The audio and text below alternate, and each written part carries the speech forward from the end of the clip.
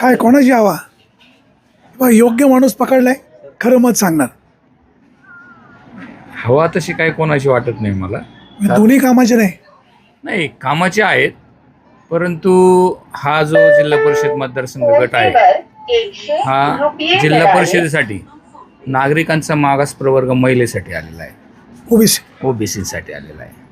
आणि हे दोन्ही जे उमेदवार आहेत हे दोन्ही उमेदवार कुणबी आहेत, हे ओरिजिनल ओबीसी नाही आहेत. तर आम्ही सर्वसामान्य सर्व या मतदारसंघामध्ये जर विचार केला तर बऱ्यापैकी ओरिजिनल ओबीसींची मतदारांची संख्या भरपूर आहे. मग बेल्ला असेल. उमेदवार कुठे? मी तुम्हाला तेच तेच तुमच्या प्रश्नाचं उत्तर तेच देतो. उमेदवार हा पक्षाने द्यायचा आहे. पक्षाला जर ओबीसीचा उमेदवारच सापडत नसेल तर ओबीसीची मतं चालतात का पक्षांना? पण उमेदवार जर कोणी उभा राहत नसेल, निवडणुकीला पैसे लागतात. ऐका ना, मी स्वतः माझ्या मिसेससाठी उमेदवारी अर्ज दाखल केलेला आहे. कुठल्या पक्षाकडे? मी माननीय शरदचंद्र पवार साहेबांनी ज्या दिवशी स्टेटमेंट दिलं की ज्या ठिकाणी ओरिजिनल ओबीसींची जागा आहे त्या ठिकाणी ओरिजिनल ओबीसींनाच तुम्ही उमेदवारी द्यावी पक्षाने, हे सांगितल्यानंतर मी स्वतः देवनीत निकम साहेब यांच्याकडे गेलो.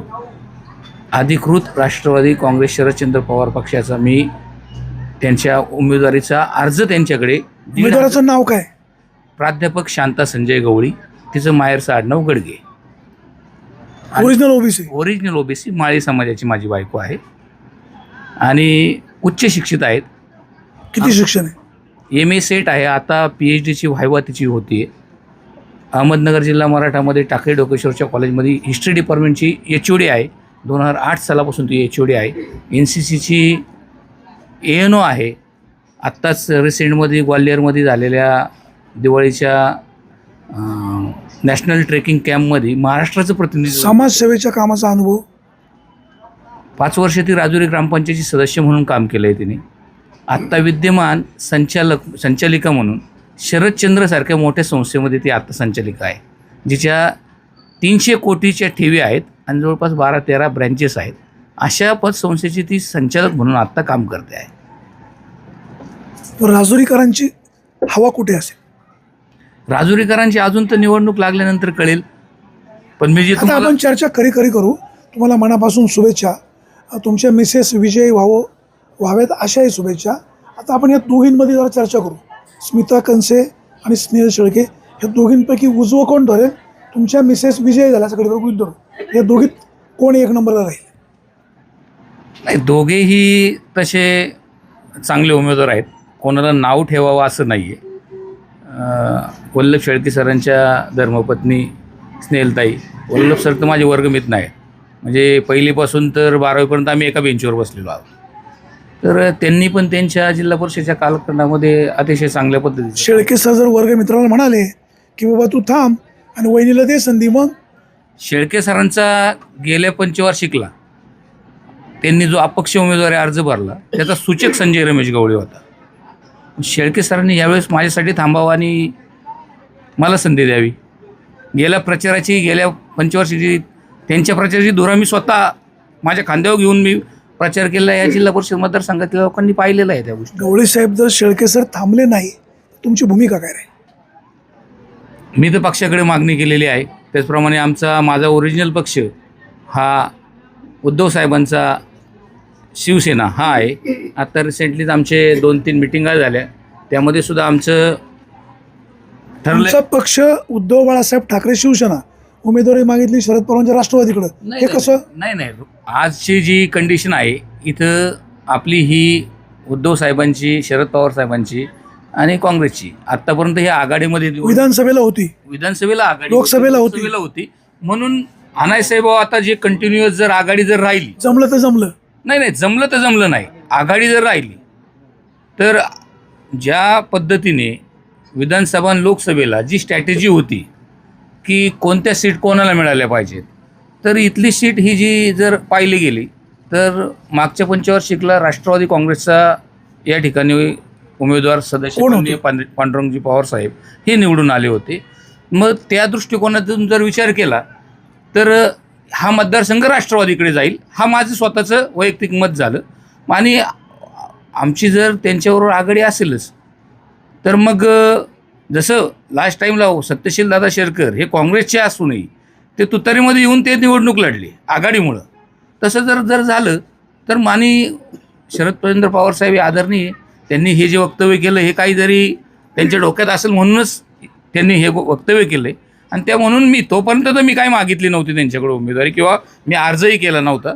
परंतु ज्या वेळेस साहेबांचं वक्तव्य आलं त्याच्या नेक्स्ट डेला मी आणि माझ्या समेत अजूनही आमचे मित्र आहेत प्रदीप पिंगट, त्यांच्या मिसेस वर्षाताई पिंगट, आम्ही दोघांनीही त्यांच्याकडून उमेदवारी मागितली होती.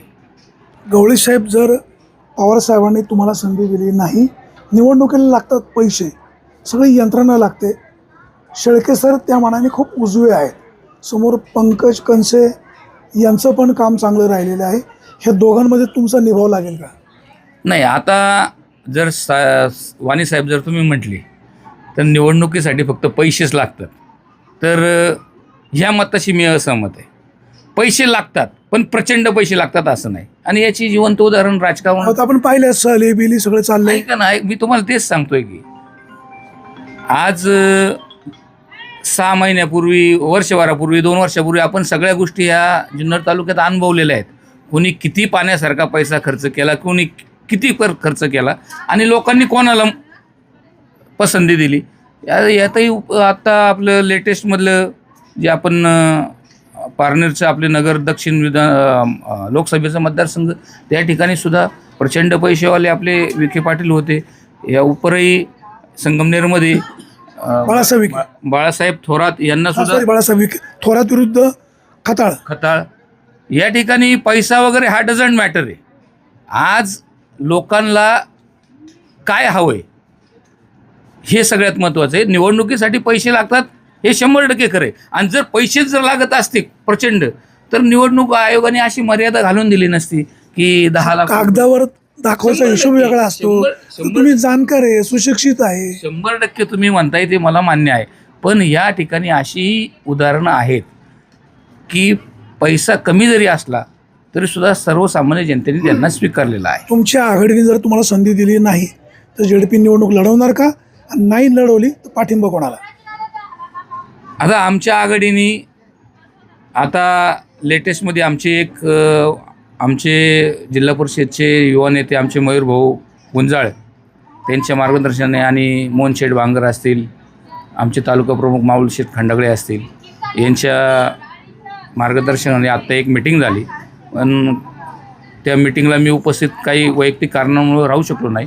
परंतु जवळपास आमचा तसा विचार होतो आहे की या मतदारसंघामध्ये आम्ही मशालीचा उमेदवार या ठिकाणी देणार आहोत. तिन्ही उमेदवार मशालीचे द्यायची ही आमच्या नेत्यांची भूमिका जो होती आहे, तर मानसिकता होती आहे.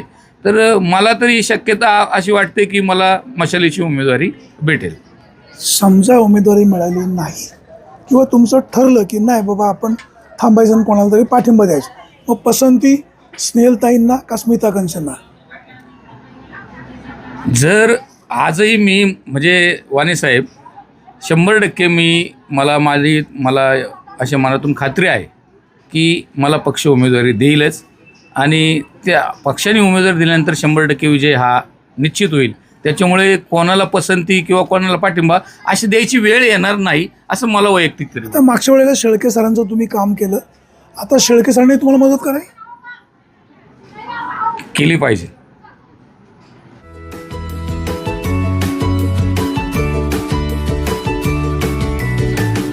बातम्या शेतीच्या, बातम्या मातीच्या, बातम्या अन्यायाच्या, गुन्हेगारीच्या,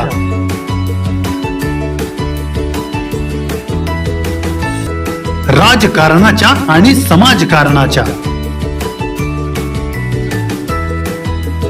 शोषणाविरुद्ध बुलंद आवाज, जनसामान्यांच्या हुंकाराची गाज, सत्कार्याला प्रोत्साहन,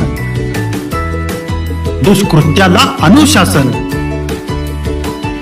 निर्भीड, निस्पृह, सडेतोड, बेधडक आणि रोखटोक म्हणजेच विघ्नहर टाइम्स. शोध बातमीचा, ध्यास सत्याचा. आपलं चॅनल, आपली बातमी. सबस्क्राईब तर कराच, पण बेल आयकॉनवर क्लिक करायलाही विसरू नका.